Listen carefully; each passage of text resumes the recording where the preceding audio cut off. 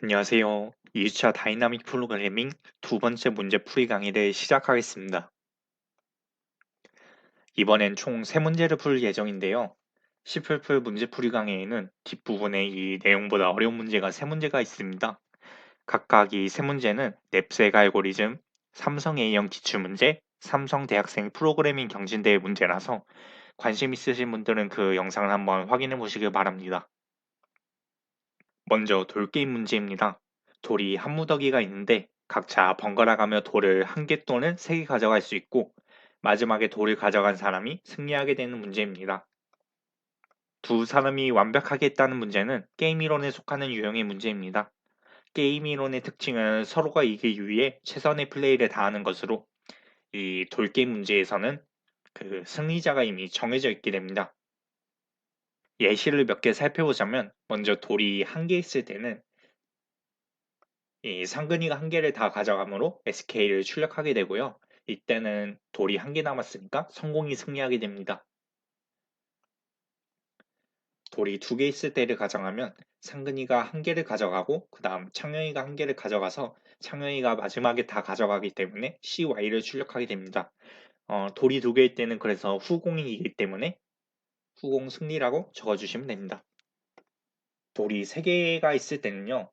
두 가지 경우로 나뉘는데 상근이가 세 개를 가져가는 경우 SK를 출력하게 되고 상근이가 한 개를 가져가는 경우 돌이 두 개가 남게 되는데요. 이때 후공이 승리한다고 했으니 현재 턴은 이 창녕이가 턴이잖아요. 그 다음 턴이 상근이니까 상근이가 승리하게 됩니다. 그래서 두 경우 모두 상근이가 이기기 때문에 돌이 세 개가 있을 경우 성공이 승리하게 됩니다.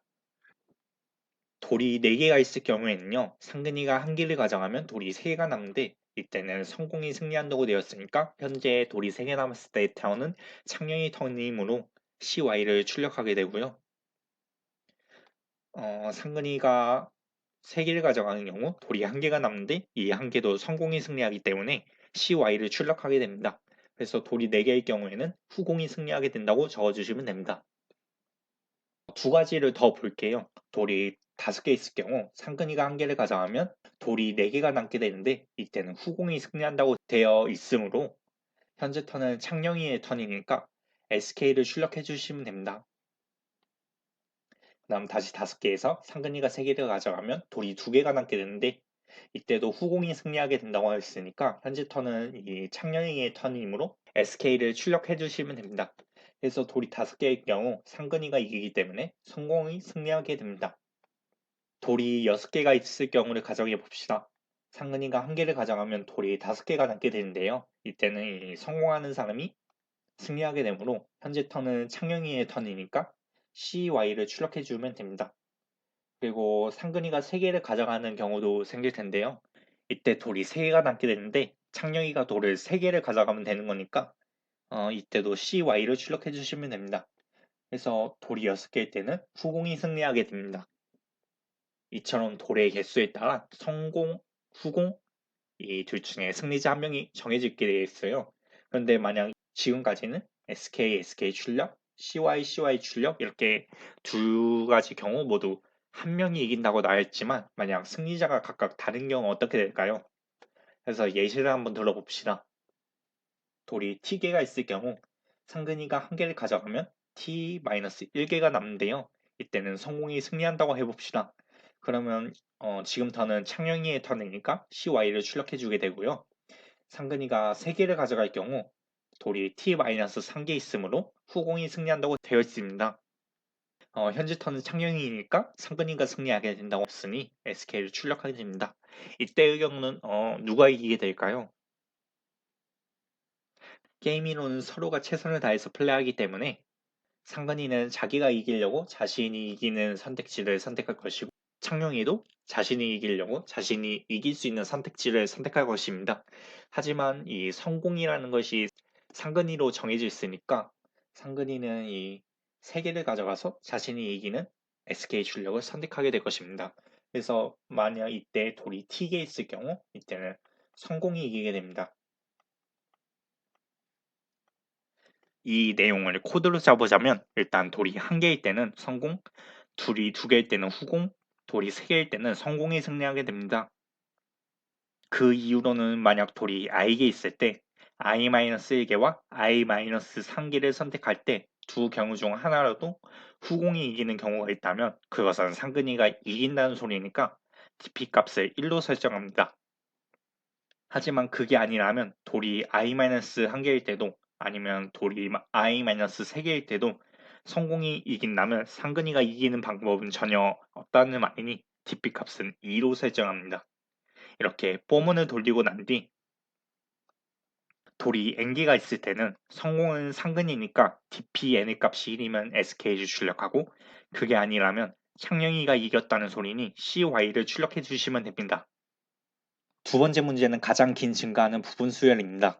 어떤 수열이 주어졌을 때 가장 긴 증가하는 부분 수열을 구하는 문제이고요. 첫 예시값은 수열 A에 나와 있는 대로 6개의 숫자가 주어지는데 답은 빨간색으로 숫자를 칠해놨듯이 길이가 4인 것이 가장 긴 증가하는 부분 수열이게 됩니다. 가장 긴 증가하는 부분 수열의 유형인 경우 n의 범위에 따라 사용하는 알고리즘이 달라지는 문제입니다. 여기서는 n의 값이 1000이라 5n 제곱을 해도 연산이 1억보다 한참 못 미치는 수준이기 때문에 이중 포문을 사용하여 문제를 풀 수 있습니다. 먼저 길이를 출력하는 것이니 값 하나의 길이가 1을 의미하므로 이렇게 TP 값을 1로 초기화해 주시고요. 그 다음 이중 포문을 돌려서 DPI의 값을 정할 때에는 수열의 값인 A0부터 AI-1 중에 AI보다 작은 값들 중에 DP 값이 큰 것을 골라 1을 더해주면 됩니다. 그리고 마지막에 수열이 10, 20, 10으로 들어온다면 두 번째 값인 20의 길이가 DP 값이 2인데 마지막 값인 10은 DP 값이 1이므로 맨 마지막 값이 무조건 정답이 될 수 없으므로 DP 값 중에 가장 큰 값을 출력할 수 있도록 이 맥스 함수를 사용하여 출력해 주시면 됩니다. 여기서 만약 1000이 아닌 그 10만을 넘어가는 문제가 있는데요. 해당 시리즈 바로 다음 문제인 가장 긴 증가하는 부분 수열 2에서는 n이 100만이므로 5n 제곱으로 탐색하여 답을 구하기 시간 초과나 풀 수 없게 됩니다. 그래서 여기서는 C풀풀 같은 경우엔 어퍼 바운드와 로어 바운드를 사용하고요. 그 파이썬 3 같은 경우에는 다음과 같은 명령어들을 사용합니다. 이건 이진 탐색을 사용하는 것이라 시간 복잡도가 5n 제곱에서 5n 로그 n으로 단축이 되게 하는데 이 알고리즘의 기본 문제가 골드이라서 그냥 관심 있으신 분들은 찾아보시고 풀어보시면 됩니다. 마지막으로 백준 LCS 문제입니다. 개념 영상에서는 다른 값을 예제로 들었기 때문에 저는 문제 링크에 있는 예제로 A값과 B값의 순서를 바꿔서 표를 채워보려고 합니다. 먼저 맨 왼쪽 행과 위쪽 행은 값이 0으로 설정되어 있다는 것을 가정하고요. 만약 똑같은 문제가 있다면 대각선 그 왼쪽 위의 값을 가져와 1을 더해주고 아니라면 바로 왼쪽이나 바로 위쪽 값 중 큰 값을 가져와 그대로 당겨주시면 됩니다. C부터 AC, AY, KP를 비교해보면 먼저 AC는 겹치지 않으니까 0이고 CC는 겹치니까 여기 0이 있으니까 1이 나오게 되고요. 그다음 여기서는 0하고 1 중에 큰 값은 1이니까 1 마찬가지로 쭉 1로 적어주시면 됩니다.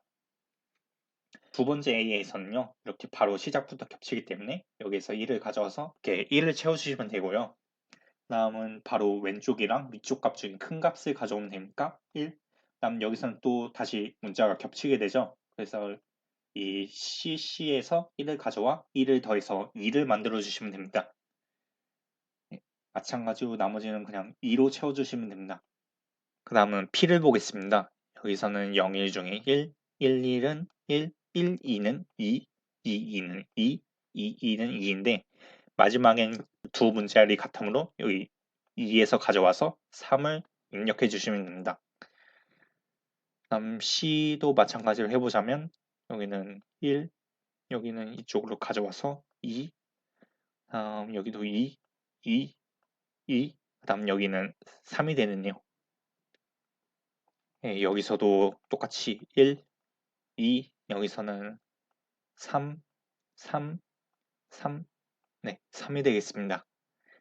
다음 마지막으로 K는 여기는 1이 되고 여기는 2, 여기는 3, 여기도 3, 이제 K는 여기 서로 겹치니까 여기서 가져와서 4가 되고요. P도 여기 중에 큰 값이니까 4가 됩니다. 그래서 이걸 깔끔하게 보자면 이렇게 다음과 같은 표로 채울 수 있게 됩니다. 여기서 가장 큰 값은 4이므로 우리가 LCS 첫 슬라이드에서 본 답수의 길이와 같다는 것을 알 수 있게 됩니다. 이것을 코드로 확인해 보면 6번째부터 9번째 로직이 우리가 표를 작성한 과정으로 단 4줄의 코드로 돌아갈 수 있다는 것을 확인할 수 있습니다. 이중 포문을 돌린 후에 dp 값을 행 하나씩 출력해 보면 아까 위에 표와 같은 값이 나오는 것을 확인해 볼 수도 있습니다. 저는 ans 변수를 사용했는데요. 이것은 굳이 그럴 필요는 없으시고 마지막에 출력을 할 때 이 ans 대신 maxdp를 사용해서 이렇게 출력해 주셔도 상관은 없습니다. 네, 이것으로 2주차 강의를 마치겠습니다. 감사합니다.